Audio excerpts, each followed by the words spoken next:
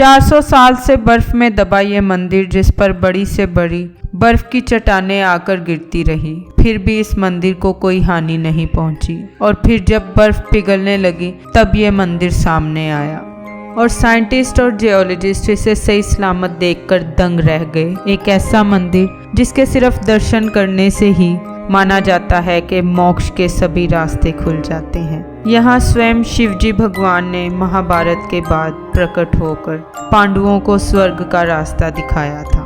यह है शिवजी के 12 ज्योतिर्लिंगा में से एक माना जाने वाला हिमालय की चोटी पे बसा श्री केदारनाथ मंदिर। जय श्री केदार उत्तराखंड में रुद्रप्रयाग नाम का एक छोटा सा शहर है जो खूबसूरत वादियों से सजा हुआ है। उन्हीं खूबसूरत वादियों में है शिवजी के सम्मान में बना ये बाबा श्री केदारनाथ मंदिर। इस विशाल मंदिर को हिंदुस्तान के सबसे पुराने धार्मिक स्थानों में से एक माना जाता है। केदारनाथ का सबसे पहला वर्णन 7वीं सदी में लिखे गए स्कंद पुराण में किया गया था और ये इस बात को दर्शाता है कि ये मंदिर कितना पुराना है। समुद्र के तट से 3584 मीटर ऊपर बसा ये मंदिर एक 6 फुट के ऊंचे पत्थर के प्लेटफॉर्म पे बना है। यहाँ पर आपको सबसे पहले शिवजी के वाहन नंदी जी की पत्थर से बनी हुई एक बहुत ही सुंदर मूर्ति दिखाई देगी। नंदी जी महाराज के ठीक सामने है मंदिर का मुख्य भाग, जिसमें एक बड़ा सा मंडप बनाया गया है, जिसके बीचों बीच मंदिर का गर्भगृह है, जिसमें बसा हुआ है एक पिरामिड शेप का शिवलिंग। और ऐसा शिवलिंग आपको कहीं देखने को नहीं मिलता।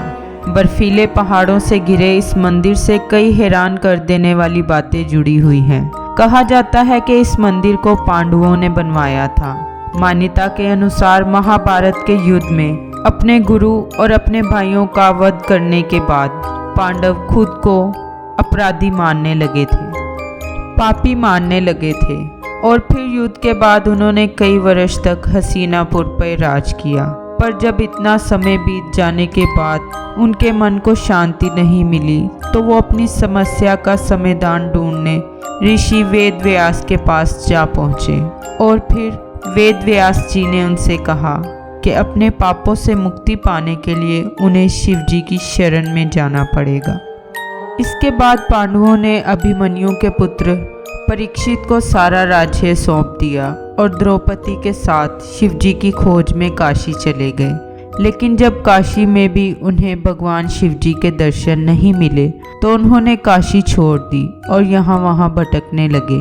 पांडव जहाँ भी शिवजी को ढूंढने पहुँचते, शिवजी वहाँ से कहीं और चले जाते। आखिरकार शिवजी उत्तराखंड के गुप्त काशी में जाकर बस गए।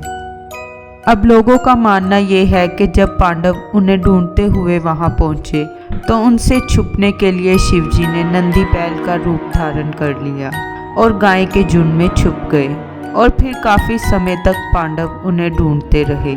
आखिरकार भीम ने उन्हें पहचान लिया और फिर पांडवों को अपनी तरफ आते देख नंदी रूप में खड़े शिवजी धरती में समाने लगे और उन्हें रोकने के लिए भीम ने उनकी पीठ का एक हिस्सा पकड़ लिया और वही हिस्सा धरती से बाहर रह गया और वो हिस्सा एक पिरामिड शेप के शिवलिंग में बदल गया।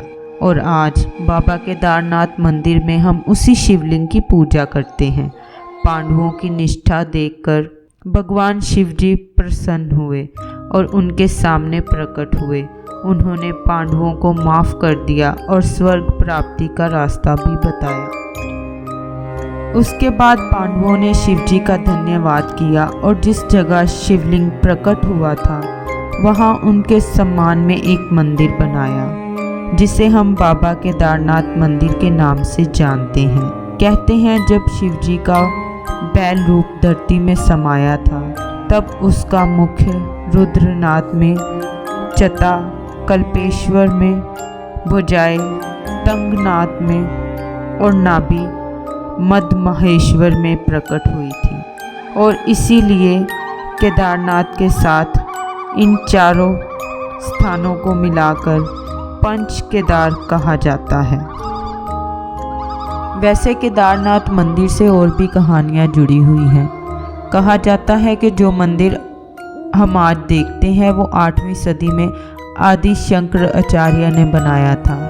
पर आर्कियोलॉजिकल सर्वे ऑफ इंडिया ने जब इस मंदिर के पत्थरों की जांच की तब पता चला कि उनका टाइमलाइन महाभारत के पीरियड से मैच करता है।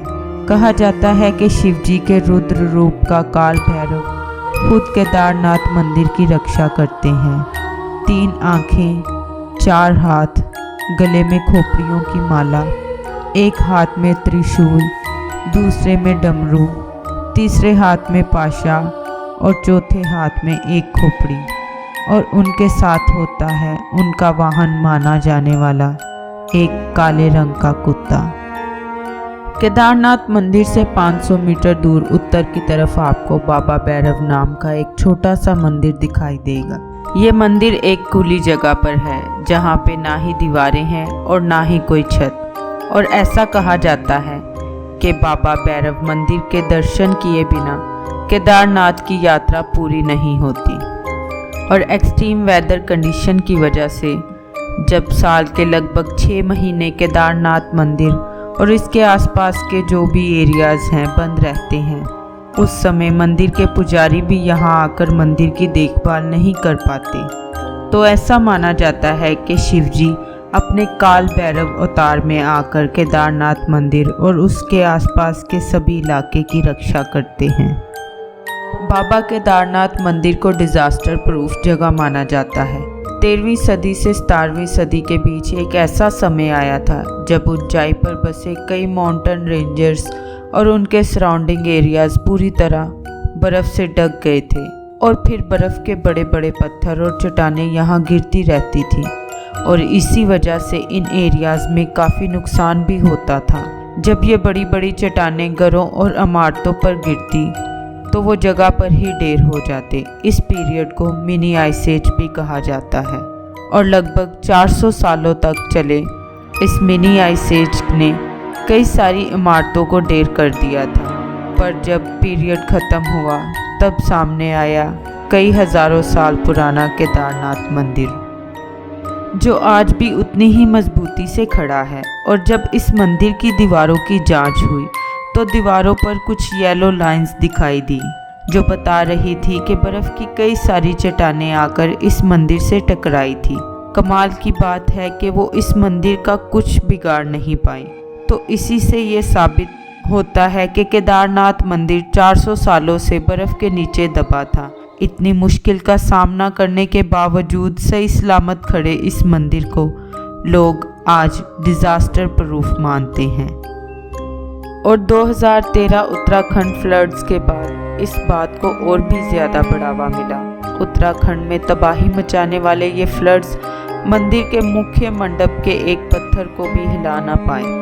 इस इंसिडेंट्स के बाद आर्कियोलॉजी सर्वे ऑफ इंडिया ने इस मंदिर को स्टडी किया तो तब सामने आया कि केदारनाथ का जो मंदिर है ये एक डिज़ास्टर प्रोन एरिया को सामने रखकर बनाया गया है।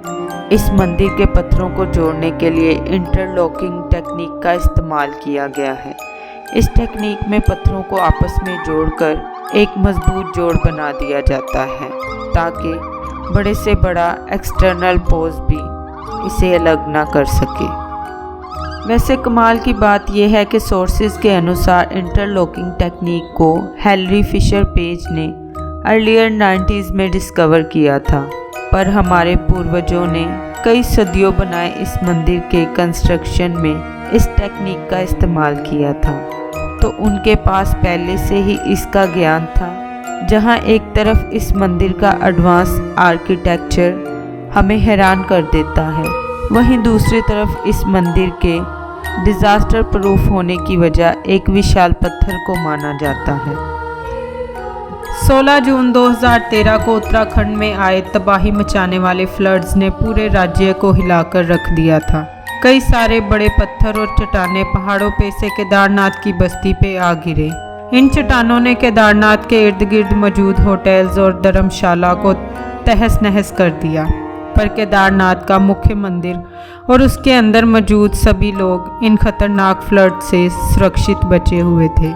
खुद को बचाने के लिए लोग बड़ी संख्या में केदारनाथ मंदिर के अंदर आकर बैठ गए थे, और तभी एक विशाल पत्थर बड़ी तेजी से मंदिर की तरफ आने लगा। इस पत्थर को देखकर सभी लोग डर से कांपने लगे, पर तूफान की तेजी से आ रहा ये पत्थर अचानक मंदिर से कुछ ही मीटर की दूरी पर आकर रुक गया। और फिर इसके बाद जब कोई भी चट्टान मंदिर की तरफ आती, या तो इस पत्थर से टकराकर टूट जाती या फिर अपना रास्ता बदल लेती, और लोग इस दृश्य को देखकर दंग रह गए। वहाँ के लोगों का कहना है कि ये पत्थर पूरे समय मंदिर की रक्षा करता रहा। कहा जाता है कि इस पत्थर को देखकर लोगों को भीम का गदा याद आता है, जिसकी मदद से भीम दुश्मनों का नाश करते थे और लोगों की रक्षा करते थे। इसीलिए इस पत्थर को भीमशिला नाम दिया गया। और आज ये पत्थर केदारनाथ मंदिर का एक मुख्य भाग बन गया है, और मंदिर के साथ साथ लोग इस पत्थर की भी पूजा करते हैं। और ज़रा सोचिए कि ये पत्थर आखिर क्यों केदारनाथ के कुछ ही दूर आकर रुका। क्या सिर्फ ये एक कोइंसिडेंस है, या फिर ये कोई चमत्कार है? भीमशिला पत्थर की कहानी आज भी एक गहरा राज है। केदारनाथ की मुश्किल यात्रा तय कर हर साल लाखों की संख्या में यात्री मंदिर के दर्शन करने आते हैं। सुंदरता और भक्ति का एक यूनिक कॉम्बिनेशन माने जाने वाला बाबा केदारनाथ मंदिर 12 ज्योतिर्लिंगा में से सबसे ऊंचाई पर बसा मंदिर माना जाता है। जय केदार। अगर आप भी केदारनाथ की यात्रा करने जाएं तो हमसे अपना एक्सपीरियंस ज़रूर शेयर करें।